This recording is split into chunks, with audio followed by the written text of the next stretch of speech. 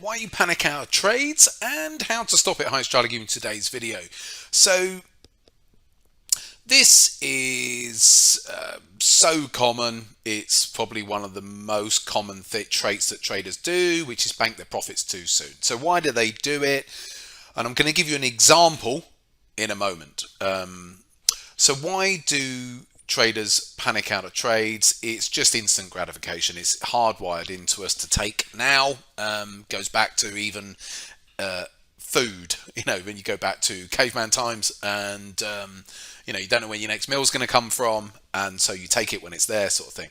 So instant gratification is at its core. But I'm going to go on from this and talk about an example, just one example of many types of reasons why people come out of trades. So there was a really good example just recently of a trader who had a really good run. So he told me about this run that he'd had, and he'd made a load of profit.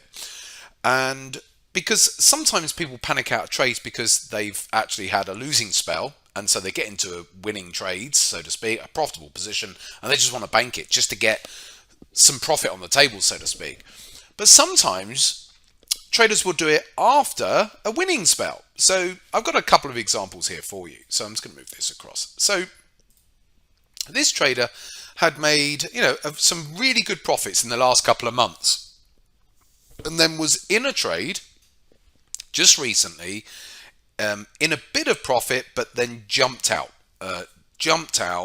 way before the target. Now, why was that trader jumping out at that stage? He's been making loads of money in P&L, in percentage terms. Often because what it can happen to people is when you've had a good spell is you actually start to tighten up because you want to be right even more of the time. And so in order to be right, you've got to bank your profit. And so he saw the reasons why the market might turn and then came out of this particular trade. But like I said, it was on the back of a really strong performance. So why is that? Just the same sorts of reasons, but it's not lack of confidence as such, but it is not wanting to give back the profits that you've made, so to speak. Even though that would have never, even if it had become a losing trade, would never have done that. It made, I don't know, about 40 or 50%. So, and that would have lost, maybe 1%. But it just goes to show you how it's hardwired in. Let me give you another example, and that is several years ago, there was a trader who it was in my community, had £7,000 in a trading account. And his goal for that is that he wanted to get to this magical, so to speak. He wanted to get to the big round number. He wanted to get to £10,000 in his trading account.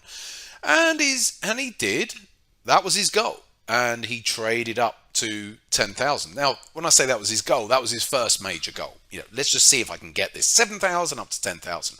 And when he got to 10,000, his equity just couldn't break out. So he was going sideways for months. Why?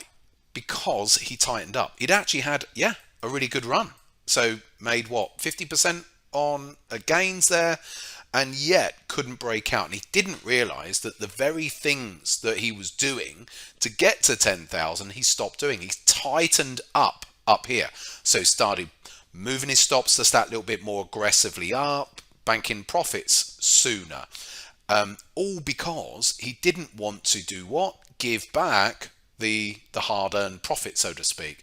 But the problem is, if you tighten up too much, then you're almost guaranteeing that you're going to just go sideways or actually have a pullback, because if you're banking your profits too soon and moving your stops up too aggressively, then you're not allowing your winning trades to run. All the things that he was doing in order to make that 50% gain in the first place.